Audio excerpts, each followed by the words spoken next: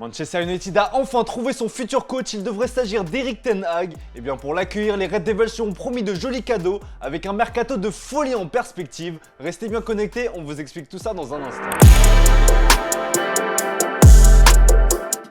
Bonjour à toutes et à tous et bienvenue dans ce nouveau JT Foot Mercato. Manchester United touche enfin au but dans la quête de son nouvel entraîneur. Et bien, à en croire la presse anglaise, le nouvel élu devrait être plutôt bien gâté si l'on se fie à la shortlist estivale des Red Devils. Après plusieurs mois de recherche intensive, Manchester United est sur le point de finaliser la nomination d'Erik ten Hag en tant que prochain manager. Des sources en Angleterre et aux Pays-Bas ont déclaré à ESPN que United avait choisi ten Hag comme futur entraîneur et que l'actuel coach de l'Ajax était prêt à quitter les champions néerlandais pour prendre en charge les Red Devils à la fin de la saison. La mission d'Erik ten Hag sera bien évidemment de ramener Manchester United au sommet. Pour ce faire, le tacticien néerlandais a des exigences, notamment au niveau du recrutement. Selon The Sun, il a fait de Ruben Neves l'une de ses cibles de transfert prioritaire s'il est nommé patron de Manchester United. L'entraîneur de 52 ans est un grand fan du milieu de terrain de Wolverhampton et aurait même fait pression sur ses futurs dirigeants pour le recruter. Ça tombe bien puisque Manchester United est sur la même longueur d'onde. Ces derniers ont tenté de l'attirer ces dernières saisons, en vain. Il faudra débourser près de 50 millions d'euros pour convaincre les Wolves.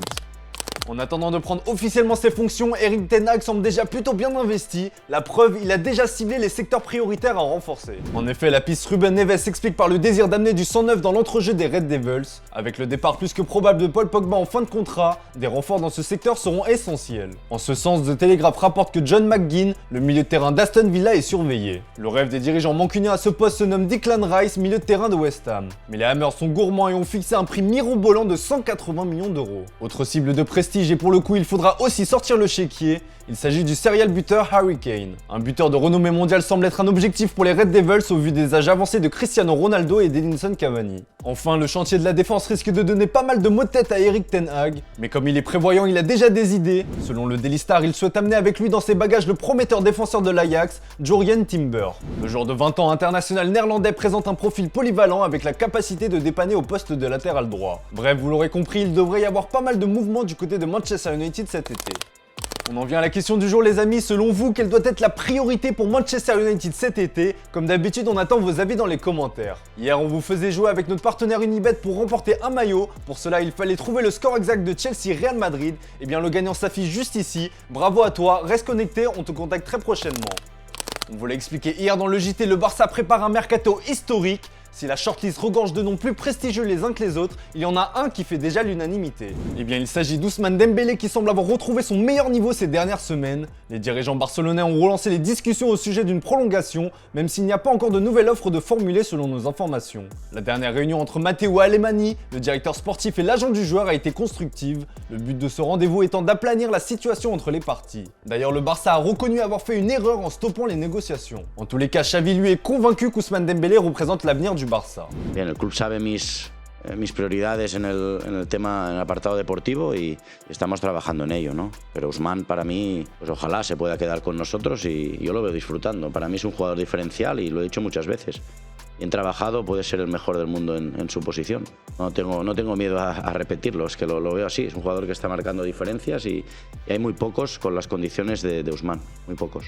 Xavi n'est pas le seul au Barça à vouloir voir Ousmane Dembélé rester, Ferran Torres lui aussi, et bien ce dernier a une solution pour le moins originale. Dans une interview accordée au journal AS, son coéquipier espagnol a proposé une solution radicale, à prendre évidemment sur le ton de l'humour. Je kidnapperai Dembélé pour Barcelone, il n'y a pas de meilleur club pour lui. C'est un moyen comme un autre de lui témoigner tout son amour. Dans le reste de l'actu, l'OM a des vues sur une sensation de Ligue 1, il s'agit de Martín Satriano. L'attaquant uruguayen fait partie des belles surprises cette saison côté Stade brestois. Le club breton a flairé le bon coup en se le faisant prêter par l'Inter. Si le Stade brestois ne pourra le conserver, il pourrait rester en France l'été prochain, la faute à un secteur offensif interiste complètement bouché. En effet, d'après la Gazzetta dello Sport, l'Olympique de Marseille pourrait sauter sur l'occasion. À la recherche d'un buteur pour remplacer ou même épauler Arek Milik, Pablo Longoria serait très chaud à l'idée de recruter Satriano. Il faudra toutefois débourser entre 15 et 20 millions d'euros pour s'offrir les services du buteur, qui a récemment prolongé jusqu'en 2027 avec les Nerazzurri. Allez, on se quitte avec l'image du jour les amis. Hier soir, KB9 a encore frappé en Ligue des Champions avec un triplé retentissant qui donne un gros avantage au Real Madrid pour le quart de finale retour de Ligue des Champions face à Chelsea. Au coup de sifflet final, l'attaquant français s'est vu félicité par un certain Patrice Evra, aujourd'hui consultant télé en Angleterre. Des retrouvailles chaleureuses comme vous pouvez le voir.